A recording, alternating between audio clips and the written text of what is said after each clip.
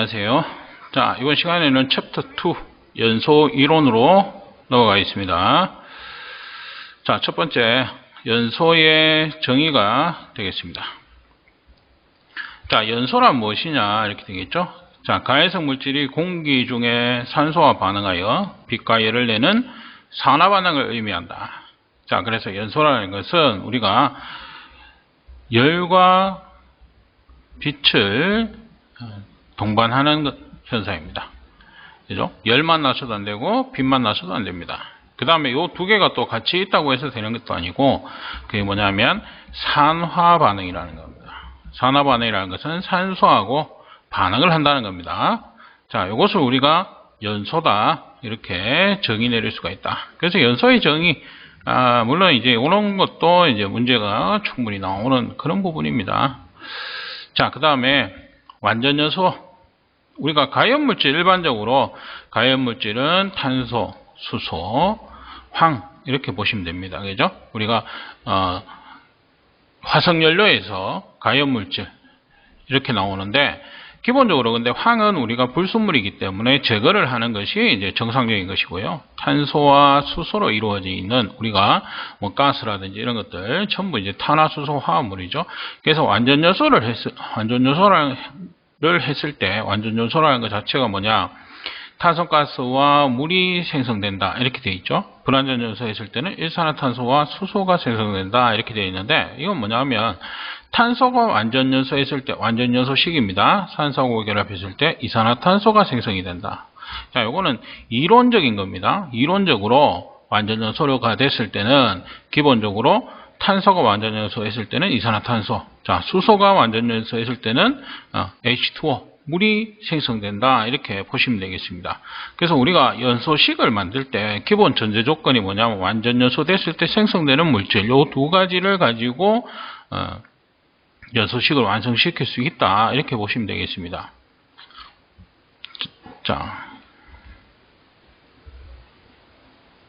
자, 간단한 예로 우리가 아세틸렌 이렇게 한번 보시죠. 자, 아세틸렌의 연소식을 우리가 적어보면, 기본적으로 연소를 하기 위해서는 아까 뭐라고 했습니까? 산소하고 반응을 해야 된다 그랬으니까, 연소를 하기 위해서는 기본적으로 플러스 산소가 필요합니다. 그죠? 예. 그러면은 현재 탄소가 있으니까 여기서 생성되는 건 뭐다? 이산화탄소가 생성이 될 겁니다. 그 다음에 수소가 있으니까 H2O, 물이 생성이 되겠죠. 자, 이렇게 기본적으로 적어 놓은 상태에서 그 다음에 이제 반응을 봅니다. 탄소와 산소는 1대1 결합입니다. 1대1 결합. 1몰 대 1몰이 되겠죠. 근데 지금 여기 나오는 탄소, 아세틸렌의 탄소는 두 개가 있죠. 두 개. 여기 뭐냐? 자, CO2. 그럼 O2가 몇 개? 2몰이 필요하다. 이렇게 되겠죠. 그럼 생성되는 이산화탄소는 2몰이 생성된다. 이렇게 됩니다. 그죠? 그 다음에 수소 H2O입니다. 그죠? 자, 수소 두 개에 산소 한 개 이렇게 됩니다. 그죠? 그러면 수소 두 개니까 산소는 한 개, H2O가 되겠죠. 자, 근데 얘는 O2입니다. 그죠? O가 두 개 있죠. 그러니까 여기서는 뭐예요? 반 개, 0.5개가 필요하다. 그러면 1몰이 생성된다. 그럼 최종적으로 아세틸렌을 완전연소시키기 위해서 필요한 산소량은 2.5몰이 필요하다. 이런 식으로 할 수가 있는 것입니다. 이거는 이제 추후에 또 기회가 되면 한 번 더 말씀드리겠습니다. 근데 일단 그 전제 조건이 뭐냐? 완전연소가 되기 위해서는 탄소는 완전연소 했을 때 이산화탄소가 생성이 되고 수소는 물이 생성이 된다. 이게 이제 전제 조건으로서 나온다는 겁니다. 자, 여기 이제 기출 문제인데 보시는 것처럼 LPG가 완전연소 했을 때 생성되는 물질 이렇게 나오죠. 그럼 LPG는 탄소수가 3개에서 4개짜리 뭐 이렇게 구성되어 있다 이렇게 되어 있는데, 기본적으로 프로판과 부탄입니다. 그죠? 자,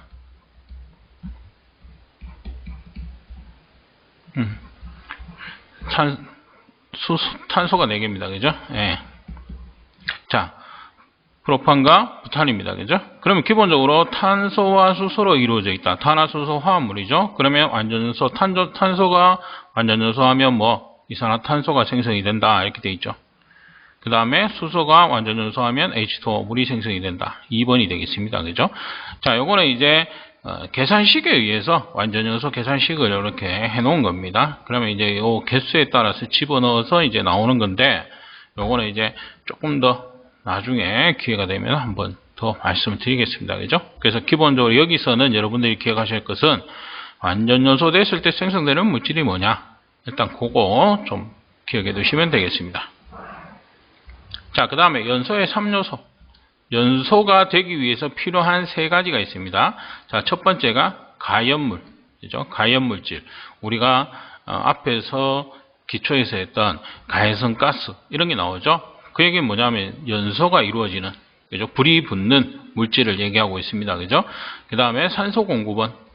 산소가 필요합니다. 그러니까 누군가가 공급을 해주든 아니면 자기 스스로 연소하면서 산소를 만들어내든 산소가 필요하고요.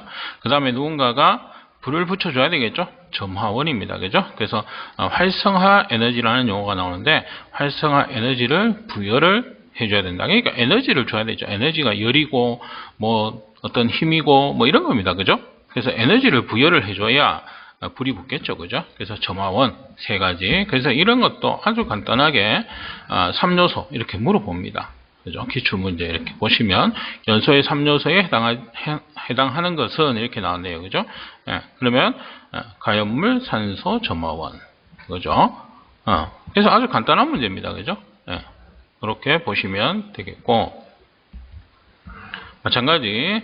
자, 연소의 3요소 중에 가연물에 대한 설명으로 옳은 것은, 자, 가연물.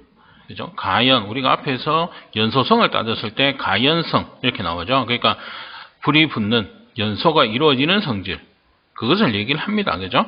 예, 그래서 산화반응, 우리가 연소라는 것 자체가 산화반응이니까, 자, 여기 2번 설명처럼 발열 반응을 일으켜서 열을 축적하는 물질을 얘기를 한다. 그죠? 그래서 연소가 이루어지는 물질 이렇게 되겠습니다. 4번, 2번. 그래서 지금 보시는 것처럼 연소의 3요소, 거기에 대한 어떤 설명이 계속 나오고 있습니다. 그죠? 그래서 연소의 정의, 연소의 3요소에 뭐가 있냐. 자, 요거 기억해 두셔야 되겠다. 그 다음에 이제 연소의 형태가 나옵니다. 우리가 기본적으로 사용하고 있는 연료는 크게 세 가지죠. 고체, 액체, 기체. 이렇게 됩니다. 그죠? 근데 이제 우리가 가스 분야에는 특히나 이제 기체의 연소 방식, 이게 좀 중요한 것이 되겠죠. 그래서 가해성 기체와 공기의 혼합 방법에 따라서 확산연소와 예혼합연소로 구분이 되어진다. 이렇게 되어 있습니다. 먼저 확산연소 보시면 가해성 기체를 대기 중에 분출, 확산시켜 연소하는 방식이다. 이렇게 되어 있는데, 자, 우리가 가스가 있을 수 있고, 그 다음에 필요한 산소 또는 공기가 이렇게 있겠죠. 그러면 연소실이라는 게 있습니다. 그죠? 연소실에. 그러면은 가스를 연소실로 공급해주고 공기를 연소실에 공급해주고, 이 연소실에서 두 개가 만나서 연소가 이루어진다. 이렇게 되는 거예요. 각각 따로 공급을 해서 연소가 이루어진다. 이게 확산연소가 되겠습니다. 그 다음에 여기서 혼합실에서 가스와 공기를 혼합을 해서 혼합가스를 연소실로 공급해서 연소가 이루어지면 그것은 예혼합연소가 되겠습니다. 그래서 연소실 이전에서 혼합해서 공급해 주느냐 아니면 각각 따로 공급해 주느냐 이렇게 됩니다. 그래서 확산연소 지금 설명 보면 가해성 기체를 대기 중에 분출시켜 확산시켜 연소한다 이렇게 되어 있죠. 그럼 대기 중에는 공기, 그죠? 공기 중에는 산소가 있으니까 그렇게 각각 따로 공급해서 연소가 이루어진다. 이런 내용을 설명하고 있습니다. 왜 가장 대표적인 우리가 기체 연료 연소 형태입니다. 우리가 뭐 라이터든지 이런 거 있죠. 또는 뭐 우리가 가정에 쓰시는 버너, 가스 버너 이런 것들이 있죠. 이 확산연소입니다. 그죠? 그 다음에 혼합연소 보시면은 먼저 가해성 기체를 공기와 혼합시켜 놓고 연소한다 이렇게 되어 있죠. 그래서 혼합가스를 공급하면 혼합연소, 예혼합연소가 되겠습니다. 그 다음에 액체는 증발연소 하나밖에 없다 이렇게 보시면 되겠습니다. 그죠? 유증기를 만드는 거죠. 유증기를 만들어서 연소시키는 형태다.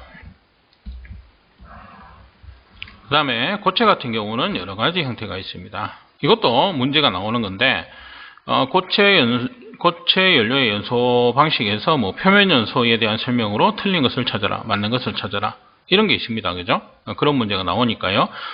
잘 기억해 두셔야 됩니다. 그래서, 자, 가해성 고체가 열분해하여 증발하지 않고 고체 표면에서 산소와 직접 반응해서 연소하는 것이다. 대표적인 게 숯, 목탄, 코크스. 그러니까 다음 중 표면 연소하는 어떤 것이 아닌 것은 이라면은 이렇게 세 개 해놓고 다른 거 목재 하나 이렇게 들어가 있을 때 우리가 찾아낼 수 있어야 된다. 이렇게 보시면 되겠습니다.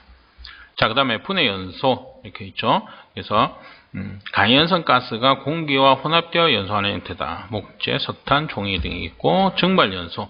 자, 이거는 가장 대표적인 게 이게 마찬가지 액체 연료의 연소 방식하고 동일합니다. 예, 기화를 해서 액체가 기화를 해서 연소가 이루어지는데 유황, 납탈렌이 되겠고, 그 다음에 자기 연소. 공기 중에 산소를 필요로 하지 않고 산소 필요 없다 이거죠. 그 자체의 산소에 의해서 연소한다 이렇게 되어 있습니다. 그죠? 자기 연소. 그래서 이게 뭐라는 내용과 각각의 연소 방식에서 어떤 물질을 연소시키느냐 이런 내용이 있죠. 자, 요건 조금 기억을 해 두셔야 된다. 그 다음에 지금 여기 보시는 것처럼 발화점이 낮아지는 경우 뭐 이런 내용이 있습니다. 그죠? 이것도 참고적으로 한번 보시기 바랍니다. 자, 기출문제 잠깐 보시면은, 자, 예혼합 요소에 대한 설명 중 옳은 것은, 자, 예혼합이라는 것은 미리 혼합된 혼합가스를 연소실로 공급하는 형태다 이렇게 되어 있습니다. 그죠? 그래서 여기서 옳은 설명은 2번이 되겠다 이렇게 되어 있죠. 그래서 화염의 길이가 길다 이렇게 되어 있는데 화염의 길이는 짧다. 예혼합은 그죠? 미리 섞어서 공급하기 때문에 짧다는 겁니다. 그러면 이제 확산연소의 경우는 길어질 수가 있다는 거죠. 그 다음에 화염이 전파되는 성질이 있고, 그 다음에 연료와 공기의 경계에서 주로 연소가 일어난다. 연료와 공기의 경계에서. 그죠? 지금 여기서 보면 이 자체도 지금 틀린 설명이다. 그죠? 미리 섞어서 공급하는 형태니까. 그 다음에 연료와 공기의 혼합비가 순간적으로 변한다. 변하진 않습니다. 그죠? 여기서 미리 섞어서 공급하는 형태이기 때문에, 그죠? 예, 그래서 답은 2번이 되겠다. 자, 그 다음에 융점이 낮은 고체 연료가 액상으로 용융되어 발생된 가연성 증기가 착화하여 화염을 내고 이 화염의 온도에 의해서 액체 표면에서 증기의 발생을 촉진시켜 연소를 계속해 나가는 연소의 형태는 이렇게 되어 있습니다. 자, 액체 표면에서 증기가 발생한다. 이 유증기가 발생한다. 이 얘기입니다. 그죠? 액체가 증발하면서 증기가 만들어졌다. 뭐 증발 연소가 되겠죠. 그죠? 예, 이거는 뭐 간단합니다. 그죠? 오히려 위에 기체 예혼합 문제 이거보다는 좀 수월한 문제가 되겠네요. 자, 그래서 일단은 지금 보시는 것처럼 특징, 그죠? 예혼합 요소의 특징 여기서도 나옵니다만은 요 내용과 그 다음에 각각의 연소, 우리가 앞에서 했던 고체 연료의 연소 방식, 요 내용 있죠? 내용. 그 다음에 기체 연료의 연소 방식, 확산과 예혼합. 이런 것들은 좀 구분하실 수 있어야 되니까 계속 보시고 그 다음에 기출 문제를 한번 찾아서 한번 비교해서 어떤 내용이 나오는지 꼭 보시기 바랍니다. 이것도 문제가 잘 나오는 부분입니다. 자, 여기까지 이번 강의 마치겠습니다.